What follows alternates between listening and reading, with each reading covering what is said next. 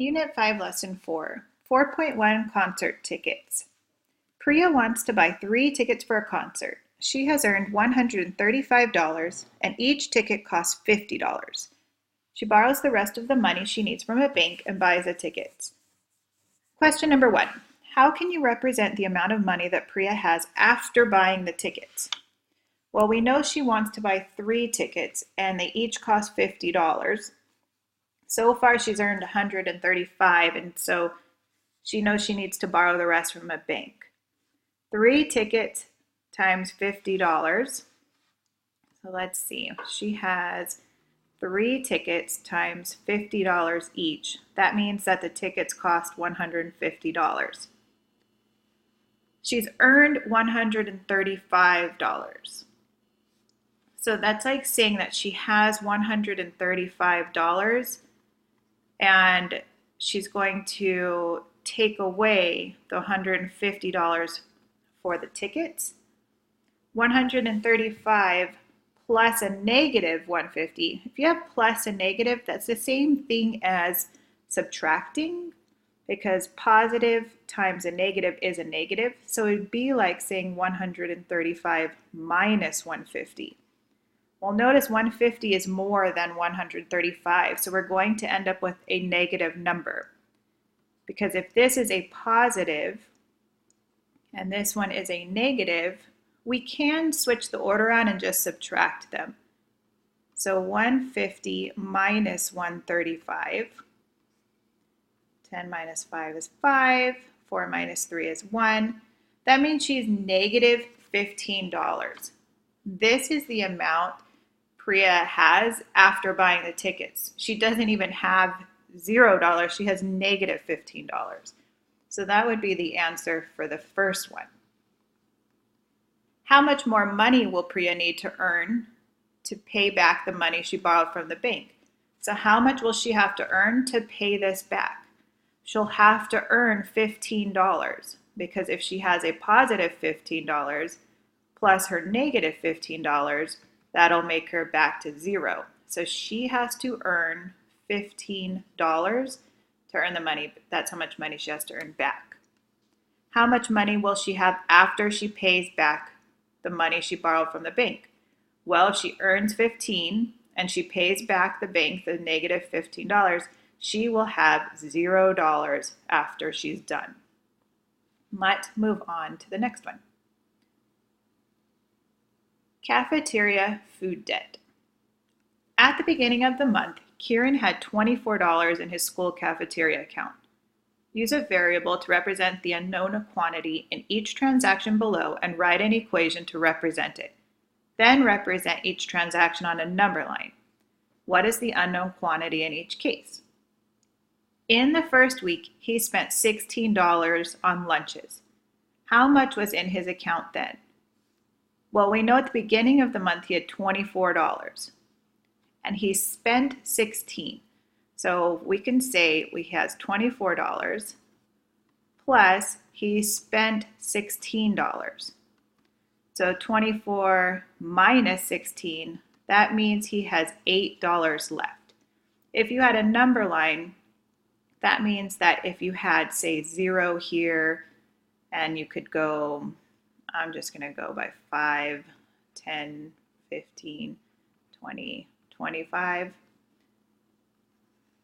And that was a number line. That means he had $24, so we'll go here, but then he spent 16 of it. So 24 minus 16 would leave us here at $8. We know he has $8 now. And this would be our equation for this one. 24 plus a negative 16 equals positive 8. Because 24 is larger than 16. Like the absolute value of 24 is bigger than the absolute value of 16. So if I subtract them, my answer is going to be a positive. Then he deposited some more money in his account, and the balance was $28. How much did he deposit? So, and if we want to write that out as an equation, we can go, okay, he had $8 plus he deposited some money in there, and now his account is at $28. So how much money did he deposit? What does M represent? M is going to be a positive number because 8 plus something will get us 28. So M equals 20. He deposited $20. So right now he has $28. That's where we're at now. Then he spent $34 on lunches the next week. How much was in his account then? Well, he had $28. We'll go down here, $28 plus, but now he spent $34. Notice that our negative number is larger than our positive number. That means we're going to end up with a negative answer when we combine them.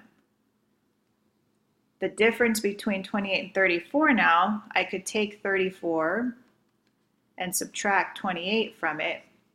14 minus 8 is 6. So he is negative $6 in his lunch account right now.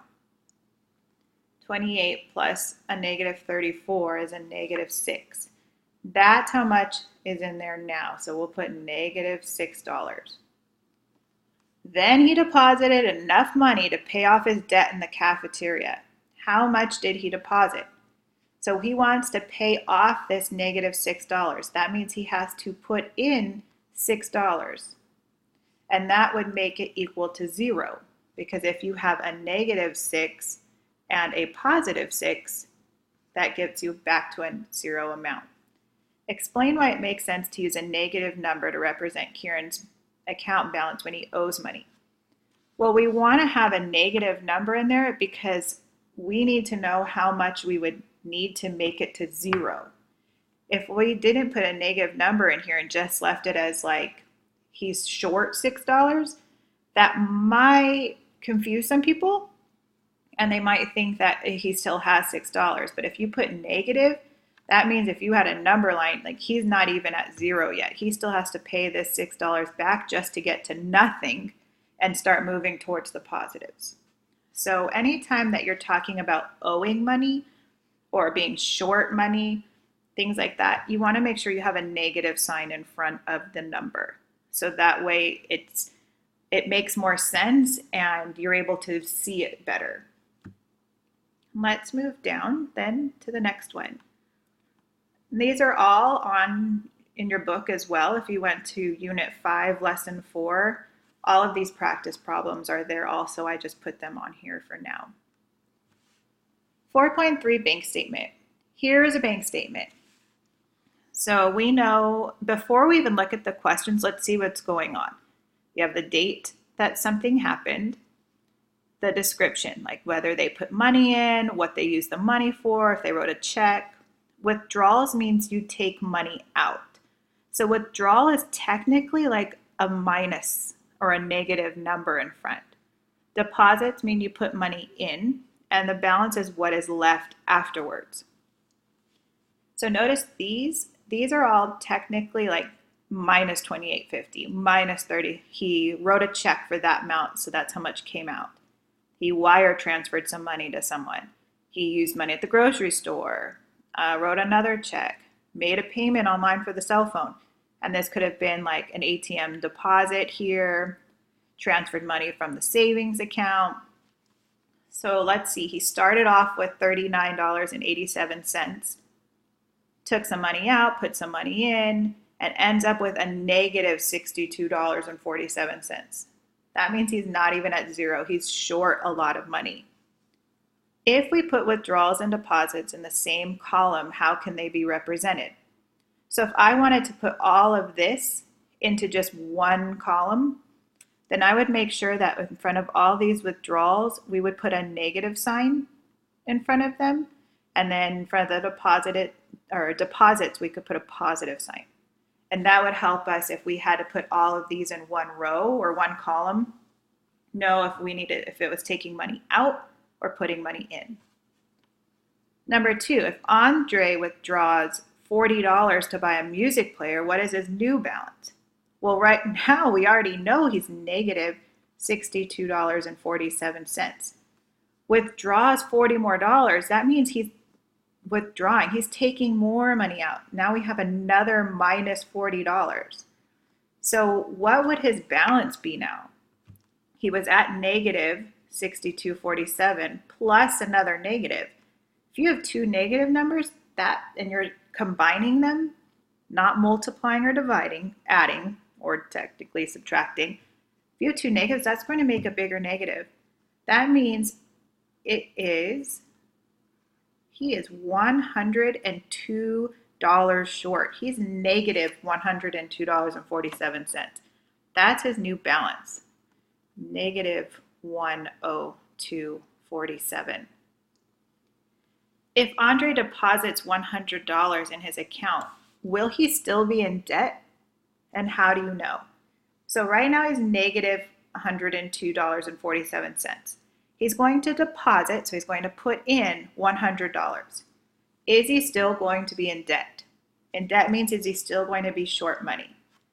Well, if I took that and I added 100 to it, we're going to deposit 100. There's still, the negative number is larger than the positive number. It's still bigger by $2.47. So yes, Andre is still going to be in debt. He's still going to be in debt $2.47. His balance will still be a negative number because he owes $102 and he only puts in 100. So yes, he will still be in debt. It'll still be a negative 247. And that's how we would know, because it would be a negative number. Now that we're done, follow along to find out which practice problems you need to do.